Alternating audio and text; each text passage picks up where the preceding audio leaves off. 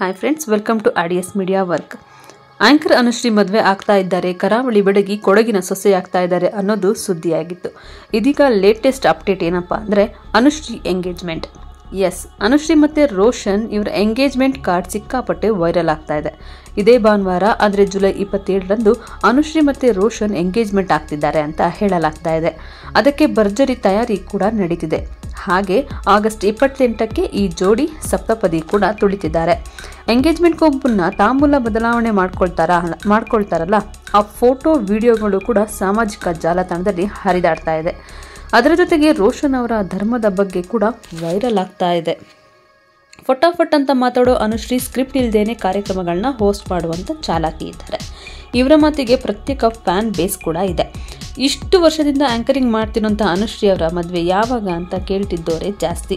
Social ಮೀಡಿಯಾದಲ್ಲಂತೂ ಅನುಶ್ರೀಗೆ ಸಾಕಷ್ಟು ಬಾರಿ ಮದುವೆ ಮಾಡಿಸ್ಬಿಟ್ಟಿದ್ದಾರೆ. ಅನುಶ್ರೀ ಮದುವೆ ಅವರ ಜೊತೆ ಆಗಿದೆ, ಇವರ ಜೊತೆ ಆಗಿದೆ ಅಂತೆಲ್ಲ ಓಡಾಡ್ತಾ ಇತ್ತು. ಆದರೆ ಈ ಬಾರಿ ಹಾಗಲ್ಲ. ಅನುಶ್ರೀ ರೋಷನ್ ಅನ್ನೋ ಕೊಡಗು ಮೂಲದ ಬೆಂಗಳೂರಿನಲ್ಲಿ ವಾಸವಿರೋ ರಿಯಲ್ ಎಸ್ಟೇಟ್ ಉದ್ಯಮಿಯ ಕೈ ಹಿಡಿಯೋದು ಪಕ್ಕಾ ಆಗಿದೆ. ರೋಷನ್ ಅವರು ಅನುಶ್ರೀಯ ಬಹುಕಾಲದ ಗೆಳೆಯ. ಇಬ್ಬರಿಗೂ ಕಳೆದ 2 ವರ್ಷದಿಂದ ಪ್ರೀತಿಸ್ತಾ ಇದ್ರು.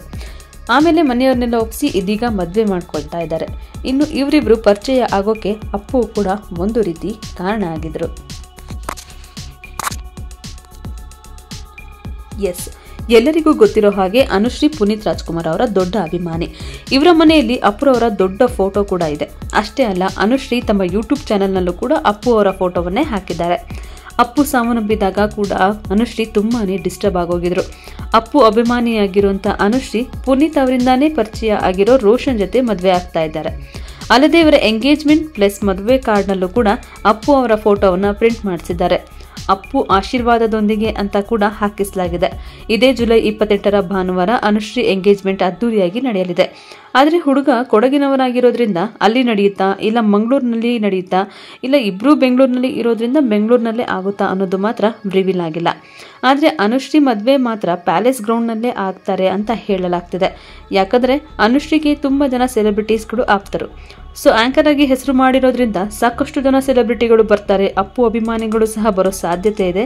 ಅಲ್ಲದೆ ಅನುಶ್ರೀಗೂ ಕೂಡ ಫ್ಯಾನ್ ಬೇಸ್ ಇರೋದ್ರಿಂದ ಅವರ ಅಭಿಮಾನಿಗಳು ಕೂಡ ಬರೋ ಸಾಧ್ಯತೆ ಇದ್ದು ಪ್ಯಾಲೇಸ್ ಗ್ರೌಂಡ್ನಲ್ಲೇ ಮದುವೆ ಆಗಬಹುದು.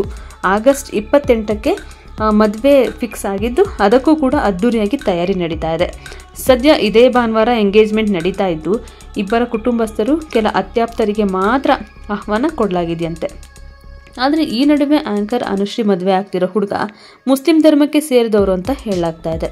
ಮದುವೆ ಫಿಕ್ಸ್ ಆಗಿದೆ, ಆತನ ಹೆಸರು ರೋಷನ್ ಅಂತ ಗೊತ್ತಾಗ್ತಿದ್ದಂಗೆ ಸಾಮಾಜಿಕ ಜಾಲತಾಣದಲ್ಲಿ ಕೆಲವೊಂದು ಟಾಕ್ಸ್ಗಳು ಕೂಡ ಓಡಾಡ್ತಿದೆ.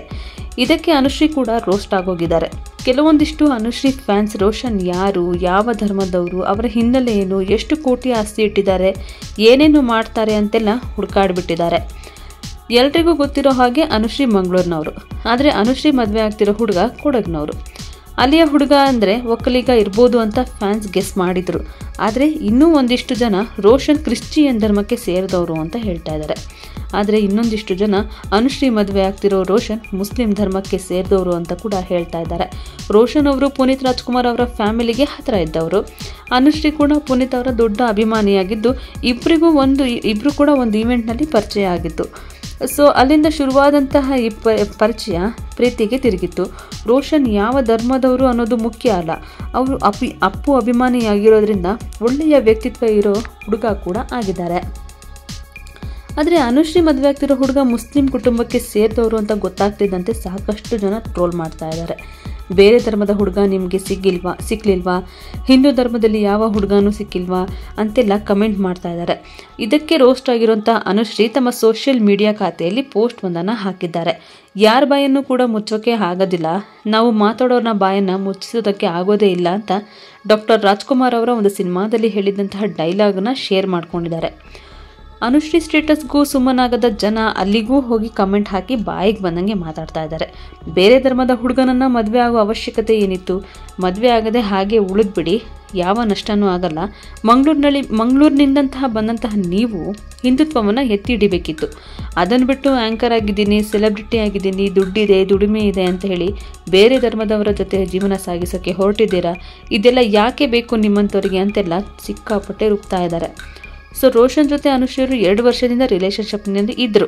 ಮದುವೆ ವಿಚಾರ ಹೊರ ಬರ್ತಿದ್ದಂತೆ ಇದು ಪಕ್ಕಾ ಅರೇಂಜ್ ಮ್ಯಾರೇಜ್, ಮನೆಯವರೇ ನೋಡಿದಂಥ ಹುಡುಗನ ಜೊತೆ ಅನುಶ್ರೀ ಮದುವೆ ಆಗ್ತಿದ್ದಾರೆ. ಎಷ್ಟೇ ಎತ್ತರಕ್ಕೆ ಬೆಳೆದರೂ ಕೂಡ ಮನೆಯವರ ಮಾತಿಗೆ ಮರ್ಯಾದೆ ಗೌರವ ಕೊಡ್ತಿದ್ದಾರೆ. ಇಂತಹ ಮಗಳೇ ಇರಬೇಕು ಅಂತೆಲ್ಲ ಹೇಳ್ತಾ ಇದ್ರು. ಆದರೆ ಸೋಷಿಯಲ್ ಮೀಡಿಯಾದಲ್ಲಿ ರೋಷನ್ ಜೊತೆ ಅನುಶ್ರೀ ಇರೋ ಫೋಟೋಸ್ ವೈರಲ್ ಆಯಿತು. ಆಗ ಜನ ಮತ್ತಷ್ಟು ಆಳವಾಗಿ ಹುಡುಕಾಡೋಕ್ಕೆ ಶುರು ಮಾಡಿಬಿಟ್ರು. ಆಗ ಗೊತ್ತಾಗಿದ್ದೆ ಅನುಶ್ರೀ ಮತ್ತು ರೋಷನ್ದು ಲವ್ ಕಮ್ ಅರೇಂಜ್ ಮ್ಯಾರೇಜ್ ಅಂತ. ಈ ಮಧ್ಯೆ ರೋಷನ್ ಅನ್ಯ ಧರ್ಮದವರು ಅಂತ ಗೊತ್ತಾಗ್ತಿದ್ದು, ಅದರಿಂದ ಅನುಶ್ರೀಗೆ ಸೋಷಿಯಲ್ ಮೀಡಿಯಾದಲ್ಲೆಲ್ಲ ಫ್ಯಾನ್ಸ್ ಜಾಡಿಸ್ತಾ ಇದ್ದಾರೆ. ಇನ್ನು ಒಂದಿಷ್ಟು ಜನ ಇದು ಅನುಶ್ರೀ ಅವರ ಬದುಕು, ತಾವು ಯಾರನ್ನ ಮದುವೆ ಆದರೆ ಚೆನ್ನಾಗಿರುತ್ತೆ, ಜೀವನ ಹಂಚ್ಕೊಂಡ್ರೆ ಚೆನ್ನಾಗಿರುತ್ತೆ ಅನ್ನೋದು ಅದು ಅವರ ವೈಯಕ್ತಿಕ ವಿಚಾರ.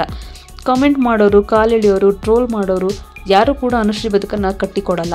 ಇದ್ಯಾವುದಕ್ಕೂ ತಲೆ ಕೆಡಿಸ್ಕೋಬೇಡಿ, ನಿಮಗೆ ಸರಿ ಅನಿಸಿದ್ದನ್ನು ಮಾಡಿ ಅಂತ ಪಾಸಿಟಿವ್ ಆಗಿ ಕೂಡ ಮಾತಾಡ್ತಾ ಇದ್ದಾರೆ. ಆದರೆ ಸೋಷಿಯಲ್ ಮೀಡಿಯಾದಲ್ಲಿ ಅನುಶ್ರೀ ಮದುವೆ ಬಗ್ಗೆ, ಅವರು ಮದುವೆ ಆಗ್ತಿರೋ ಹುಡುಗನ ಬಗ್ಗೆ ಇಷ್ಟೆಲ್ಲ ಟ್ರೋಲ್ ಆಗ್ತಿದ್ರು ಕೂಡ, ಇಷ್ಟೆಲ್ಲ ಪಾಸಿಟಿವ್ ನೆಗೆಟಿವ್ ಕಮೆಂಟ್ಸ್ಗಳು ಬರ್ತಾ ಇದ್ರು ಕೂಡ ಅನುಶ್ರೀ ಅವರು ಇದುವರೆಗೂ ಇದಕ್ಕೆಲ್ಲ ಯಾವುದೇ ರೀತಿಯಲ್ಲಿ ಕೂಡ ಪ್ರತಿಕ್ರಿಯೆಯನ್ನು ಕೊಟ್ಟಿಲ್ಲ, ಮೌನವಾಗೇ ಇದ್ದಾರೆ. ಯಾವಾಗ ಅವರು ತಮ್ಮ ಮದುವೆ ಬಗ್ಗೆ ಮಾತಾಡ್ತಾರೆ ಅನ್ನೋದನ್ನು ಫ್ಯಾನ್ಸ್ ಕೂಡ ಕಾಯ್ತಾ ಇದ್ದಾರೆ. ಸೊ ಅನುಶ್ರೀ ಅವರು ಹೇಳಿಕೆಯಿಂದನೇ ಈ ಎಲ್ಲ ಗೊಂದಲಗಳಿಗೂ ತೆರೆ ಬೀಳಬೇಕಿದೆ.